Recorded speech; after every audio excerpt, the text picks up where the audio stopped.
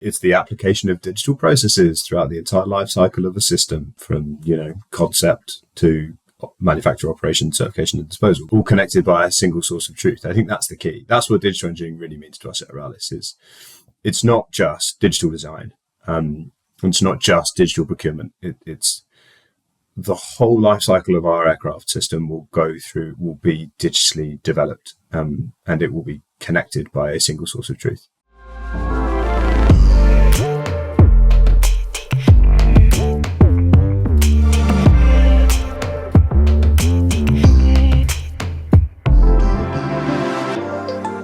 You're listening to another episode of the Next Generation Design Podcast. I'm your host, Greg Arnott. On today's episode, I'm joined by two engineers at Aeralis, a UK-based aviation and aerospace component manufacturing company that aims to reshape air forces with new levels of integration, configurability, and sustainability. Before we begin, let's meet today's guests, Charlie Jones and Callum Watson. Charlie, can you tell our listeners a bit about Aeralis? Aeralis is an innovator in the military light jet market, and we are developing the world's first modular military aircraft system. You have one fuselage, a common core fuselage with different wing, engine and power plant pod, empennage, and cockpit configuration, which allows the aircraft to fly different missions and have different performance characteristics. One system, many missions. Is the kind of idea. Empennage isn't a word you hear every day. Can you explain that to our listeners? Yeah, now you're testing my aerospace masters. Empennage is just the rear section of an aircraft. It includes the elevator and the vertical tailplane. Thanks for that. And what does your job entail? I'm the digital lead and the digital program manager, so I'm responsible for ensuring that the business have the right digital tools at the right time and at the right price. To develop, manufacture, certify and operate the world's first modular military aircraft system. So I plan the program and I oversee its delivery for all things digital at Aeralis. I'm curious, what got you into aerospace engineering? I wanted to be a fighter pilot as a kid, as I think a lot of children do, but unfortunately I wear glasses. So, and that's the only thing that ruled me out. But I've always loved planes. I'm fascinated by humans' ability to fly, and maths and physics were enjoyable subjects at uni for me at school. So it felt like a logical subject to study at university. And then I wasn't in it straight away. I went and worked in a tech company in London, but saw the opportunity to work at Aeralis and grabbed it. Really, a company like Aeralis doesn't come around very often. And an opportunity like this to work at Aeralis doesn't come up very often. So, jumped at the chance. A real childhood dream come true then. Callum, can you share a bit about your role at Aeralis and how you became interested in the aerospace industry? So I'm our lead P11 design tools engineer. So that's product lifecycle management. Here we use Siemens Teamcenter. So that's the configuration of that to support all of what Charlie's just said as part of our digital engineering team. And then the integration of all the design tools we use, so CAD, CFD, structural analysis, all that kind of stuff.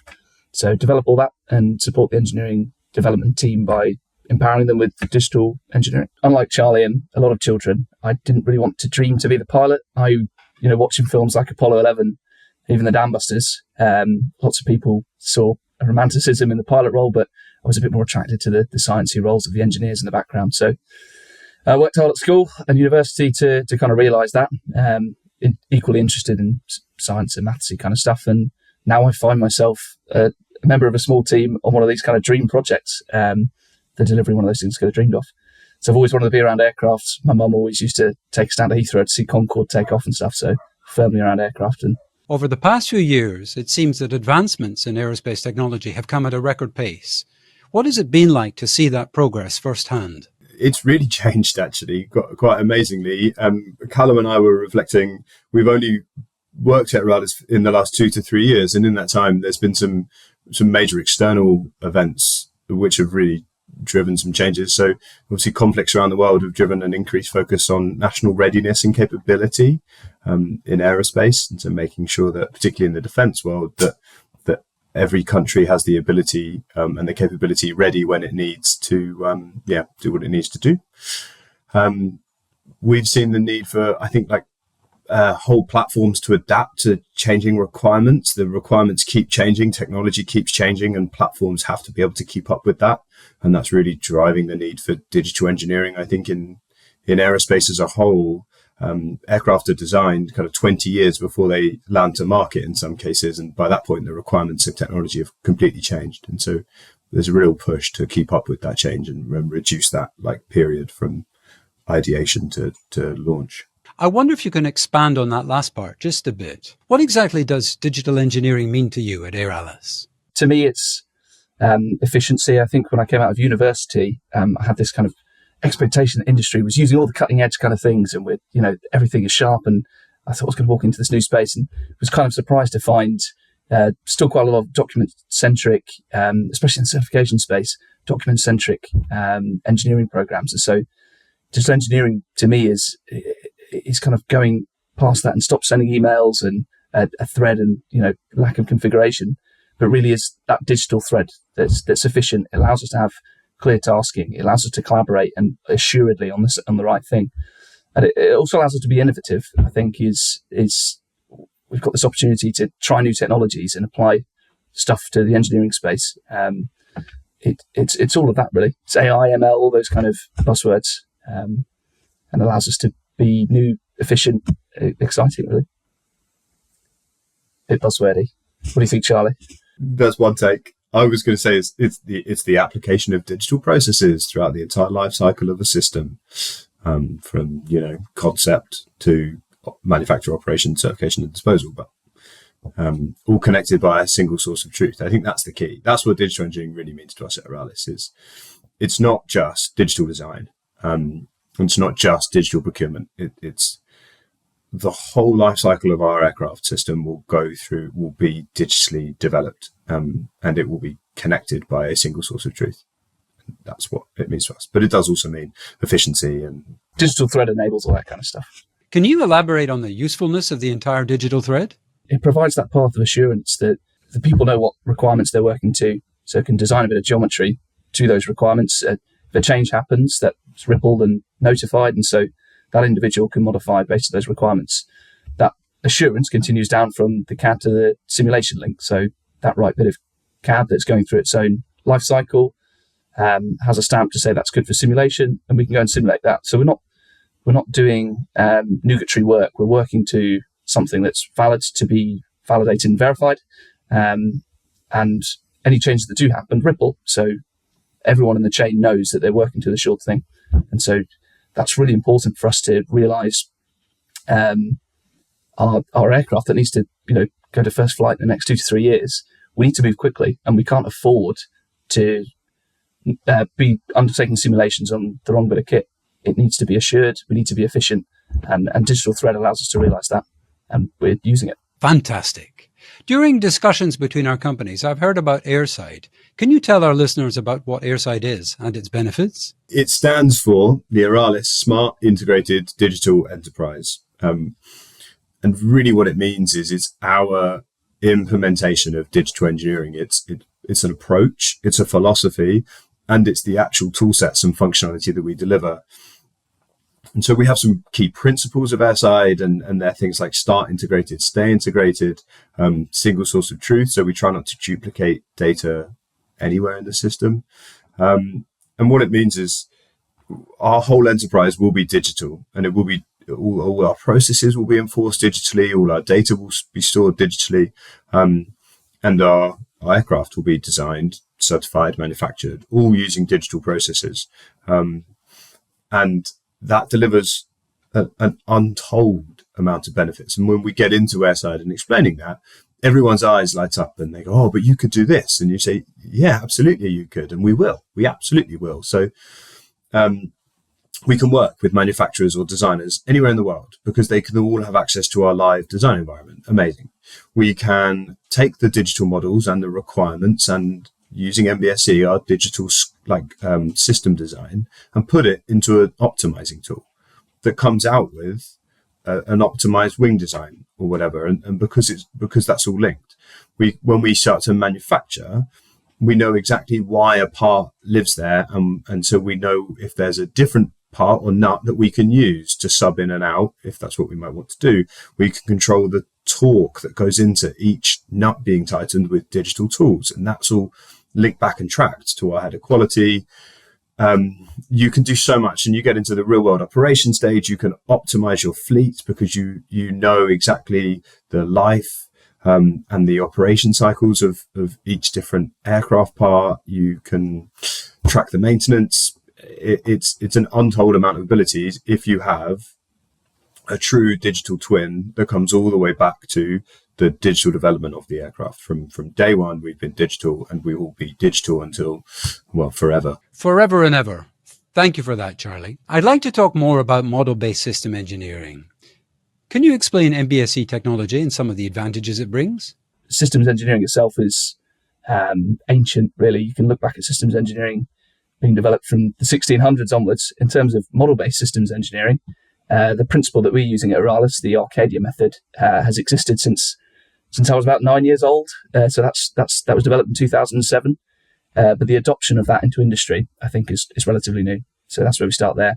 And of course, we're applying that today at Aralis. So really, it's how we're using it as a systems modeling approach to support all kinds of problem solving. So I see it as a method of breaking down a problem at an operational level and then going into more detail at functional and then logical and physical. And so we're applying it on the aircraft, but not just the aircraft. We're applying it on our business operations. So we could be applying an MBSE approach to the extent on our maybe electrical subsystem, but also how we manage certification and the administration behind that. So we're doing the same kind of model-based systems engineering approach on not just an engineering product, which I think is why we're quite different. And so we're using a well-defined method on that, but in a slightly different way. Just to add to that, Greg, I think systems engineering is just the process through which you design, develop, operate, and manage systems, right? And there are a few different ways to approach it, as Callum's described it. Traditionally, that would be done or was done with documents, drawings, like we're all kind of paper-based articles. And MBSE is just the development of digital models as an evolution of that, right? It's much like CAD is computer-aided design, is just the digital next step of how we used to design on paper and use drawings. It's just an elevation of that. And as Cal said, it's not that new. It is very rarely applied to a system as large as Aralis, though. The models get big, and I think we will be driving some of the development of the processes as we apply it to a system like Aralis. Callum, Charlie, I'm curious. Where and how were you introduced to CAD software, and what led you to choose NX? CAD software probably begins back at university for me as a humble aerospace engineer. At the time, we were using SolidWorks, and that was kind of the where I started with CAD. I myself am not a designer. I'm a PLM and design tools kind of integrator. So it's interface with NX from a integrate into PLM kind of world and set up the tools for our engineering team.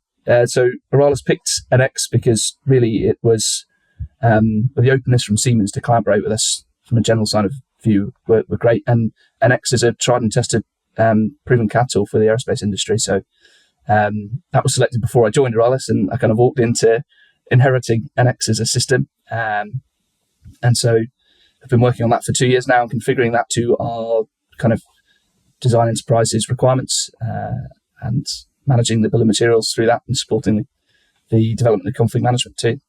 And can you highlight for our listeners how you're collaborating with Siemens?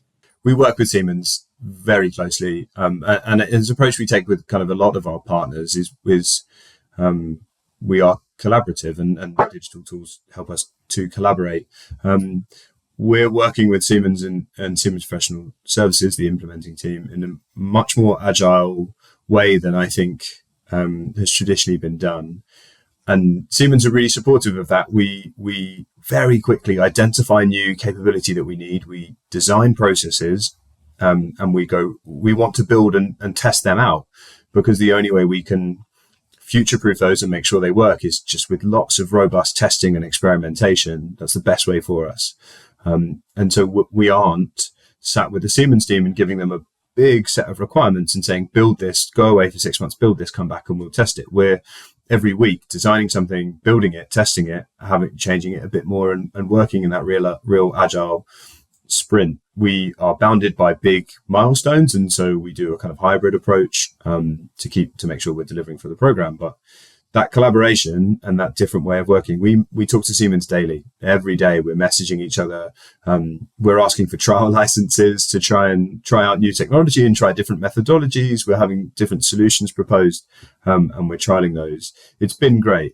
And the rate at which we've been able to launch, deploy, and roll out functionality has been like incredible, and long may it continue. But it's been I think it's been a slight cultural shift for a few people to work like that. It's not a traditional way of working. In addition to NX, are you using any other Siemens tools at Air Alice?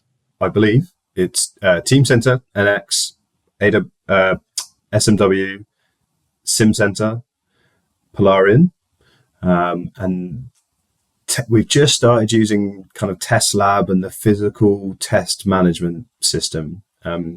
We think we will start using OpCenter fairly soon as well when we get into kind of manufacturing execution. But that's, I think, what we're using at the moment. I spend a lot of time in the mechanical domain myself. From that side of things, how does NX help Air Alice solve challenges? We've stood up a managed NX environment. So that's kind of what I do is we've stood up that integration with NX and PLM. And really that allows us our collaboration with our design partners. So all of the mock-ups that people might have seen lately that have gone out to Doha, or our Common Core fuselage, have all been realized through and integrated with Teamcenter NX platform. So that's allowed us to collaborate with our Southampton-based design partners, Hamble Aerostructures, and work collaboratively. So a design team based in Bristol and a design team based in Southampton have been able to work on the same live digital mock-up through the power of NX. It's through its integration. It's linked to our requirements management tool, Teamcenter, is where we manage our requirements. So we've got that direct digital thread between requirements and geometry. So that's enabling our geometric-based requirement validation and verification. So you're starting to see there that what digital engineering means to us is a thread and collaboration and efficiency and working on the same stuff. It's not emails. And so the direct result of that is actually we've already produced a bit of fuselage for demonstrator purposes, albeit it's not something that's going flying, but there's something physical that's come about from the NX toolset. I think NX has got some really cool features that helps us solve challenges. So like maintainability, we're routing path mapping, which is quite cool. So like how a battery, for instance, comes in and out of the aircraft as a maintainer. So we're making sure that we're baking in maintainability to our aircraft from day one. And NX has tools that lets us do that, which is pretty cool.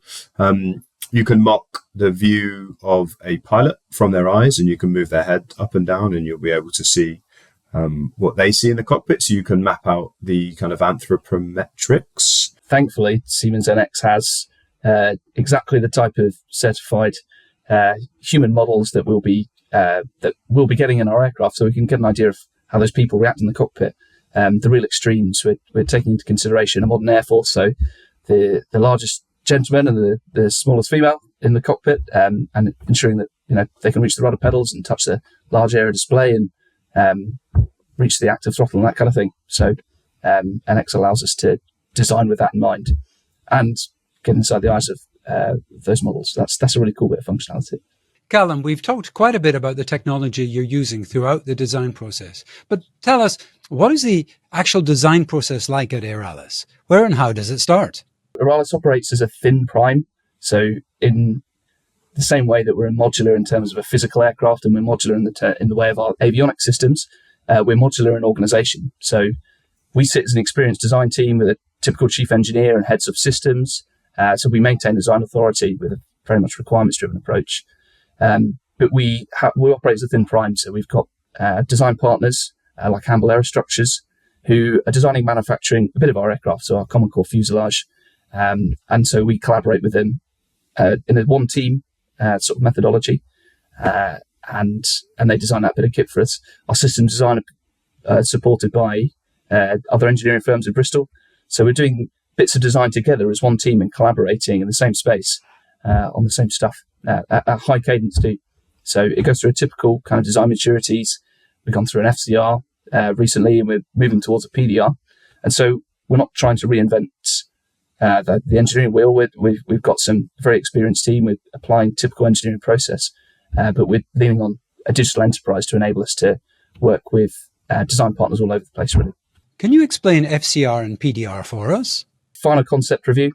So that's where we've brought off a concept, and some of you may have seen that on some of our brandings. It's a shame we haven't got our backgrounds, which show a ring of all our family modular jets here, but check out our LinkedIn.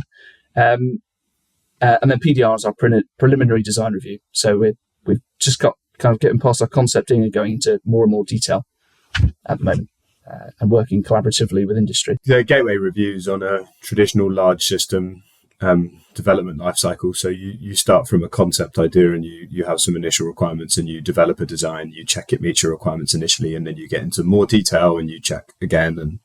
And so they're just good. They're good milestones that we use. There are quite a few challenges facing the aerospace industry at the moment. What have you seen firsthand? Aircraft systems are becoming far more complex. They take longer to develop. They need far more resource, a bigger industrial base. And that means there's far less options available. If you look at 40, 50 years ago, the amount of different aircraft that air forces were flying compared to today, there's a real disparity there. And that presents its own challenges. There's just less options.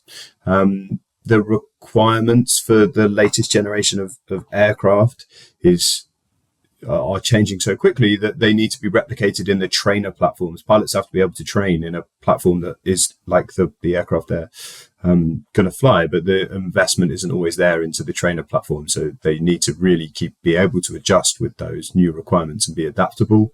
And I think in general, and I think we're seeing it quite a lot, traditional companies are wrestling with their legacy IT estates.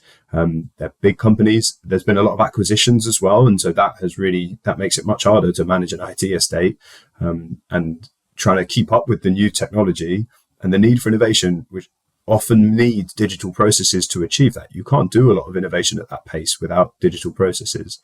Applying those processes on a legacy IT estate is very difficult. And I think that's a challenge that people will wrestle with for a while. Just picking up on Charlie's comment there about the complexity of aircraft systems, it leads on to kind of another challenge I think the aerospace industry faces as a whole, is that certification is getting more expensive as a result.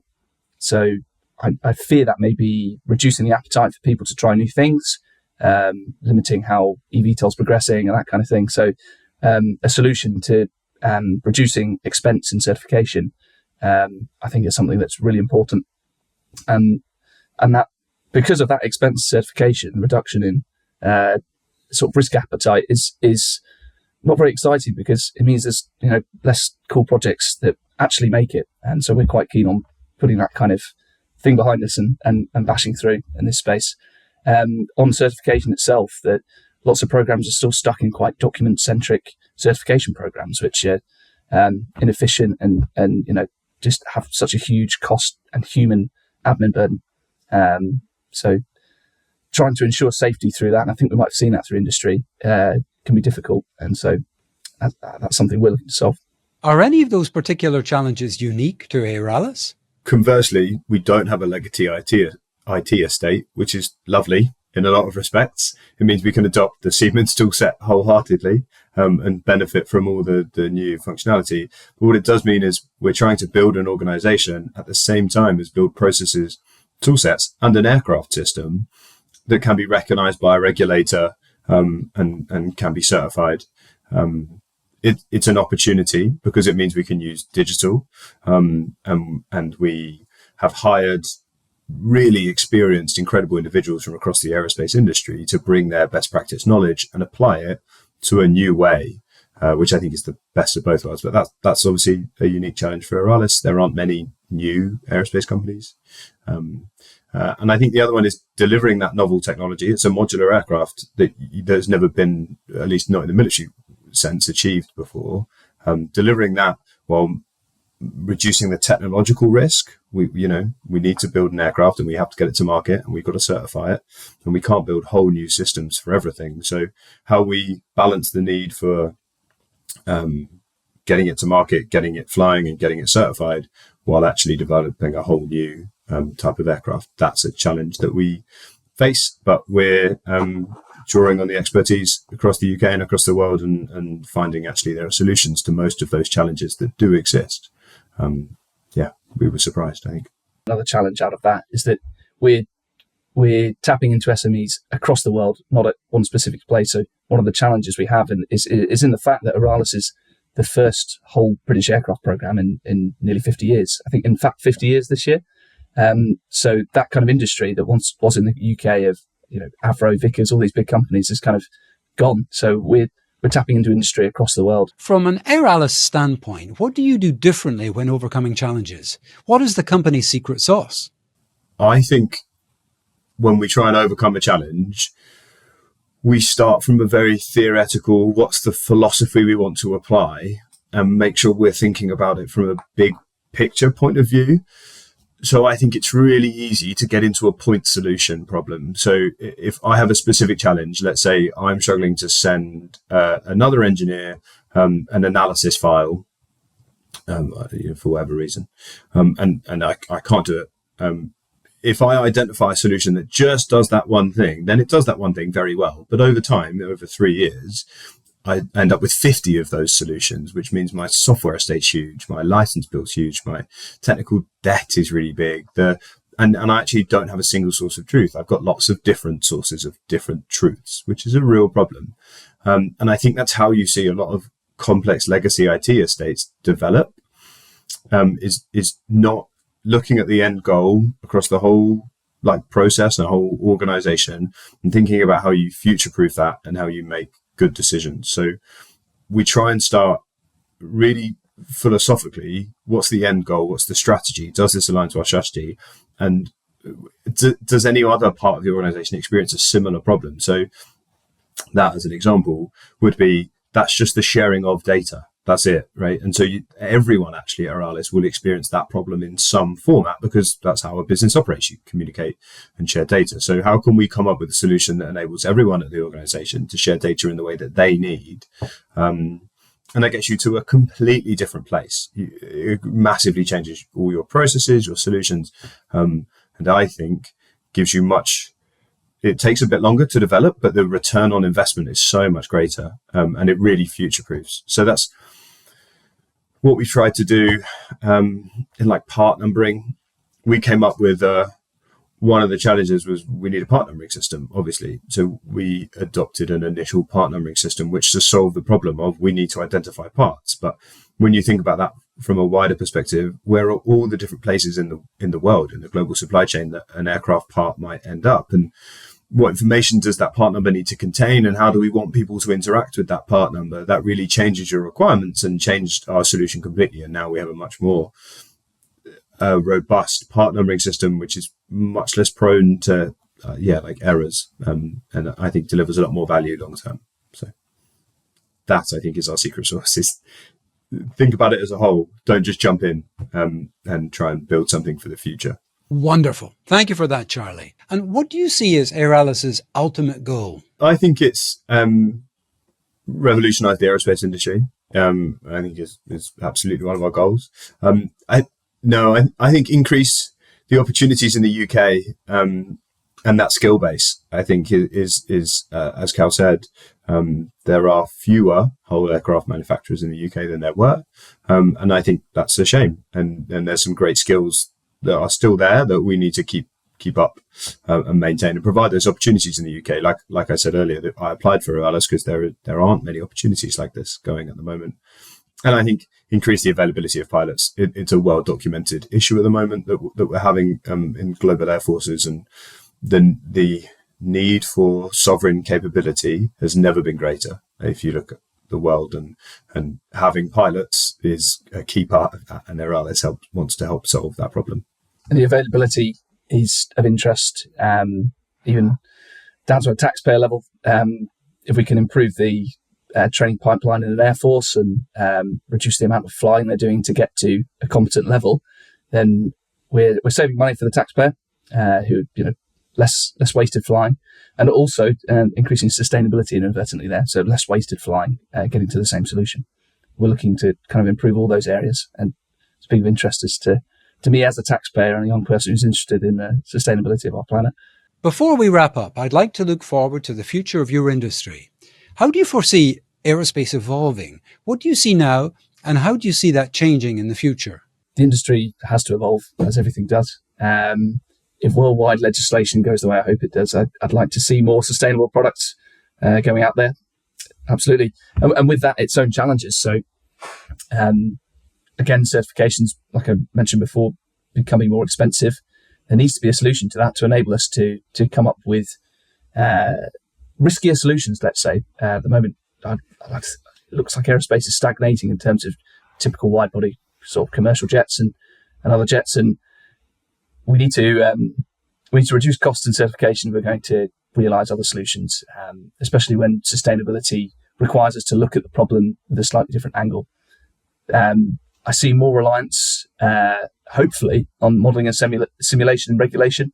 So the more assurance that we build in that over time, and something we're looking to help the regulator get on board with, the less we have to cut metal and can try stuff digitally without having to spend enormous amounts of money on test rigs to validate solutions. So more reliance on that also provides us with more opportunity for sort of new, riskier solutions. So hopefully it's evolving to that kind of way. I think we'll see, as well as Aeralis, other projects starting digital. I think we're still yet to see a large-scale adoption of complete digital engineering. And I think people are really moving towards that mark, which I think will be amazing, because Callum's right. You'll see a quicker adoption of newer technology and much greater capability in a single platform. I think when we really adopt digital engineering from day one, you can get those optimization loops, and you'll see, like, I think, cooler, wackier solutions to problems that we don't know exist yet, which I think will be amazing. And I think a reduced cost and reduced time to market. The aircraft systems are getting so expensive at the moment. I think there was a US general or someone who said in 2050, the whole US defense budget will be spent on one aircraft. And I think we have to see a move away from that, because it's unsustainable. Will we see more sustainability in your products, and how will that be done? I think we will absolutely see more sustainability in our products. I think products in general will become much more flexible and much more adaptable, because they have to be to survive. And so as more sustainable technologies come along, it becomes far easier to existing platforms to adopt those technologies. And so the sustainability will only increase. I think the use of digital tools to design from day one will identify more opportunities for sustainable solutions and allow us to optimize, so the aircraft will become more efficient, they'll become more fuel efficient, and they'll last longer, so they will just inherently become more sustainable. And so I think digital in general will drive a lot of increased sustainability. And I think the need for more flexible, adaptable platforms will allow sustainable technology to be adopted quickly. There are far more sustainable technologies now than there were 50 years ago. But if an aircraft is 50 years old, it becomes much harder for that to use that new technology if it can't adapt. If we're looking at how we're designing our aircraft, a typical aircraft our size are designed around a very specific engine, but the inherent in the modularity is our ability to adapt to new solutions that come on the market like that. So designing with sustainability in mind and flexibility in mind allows you to realize solutions like we are. And even the very sort of ethos and one of our company goals in reducing making the training pipeline more efficient is, like I say, reducing less wasted flying. And so we're being more efficient and sustainable in how air forces manage their fleets. The industrial metaverse and immersive engineering these days are also hot topics. How do you think Aeralis may benefit from or use immersive tools? I think there are quite a few options for Aeralis to benefit from these tools, not only because we've been digital from day one. So because we have digital models of our aircraft and our cockpit, it's really easy to get into our cockpit using VR. So you can sit on a chair, put a VR headset on and play around with potential cockpit designs, right? And that's only possible because we've been designing digitally from day one, baking that into like requirements and management and tolerance management. If we design the next step of tools right, we'll be able to see when a possible configuration of our cockpit doesn't meet our requirements immediately, which will be fascinating.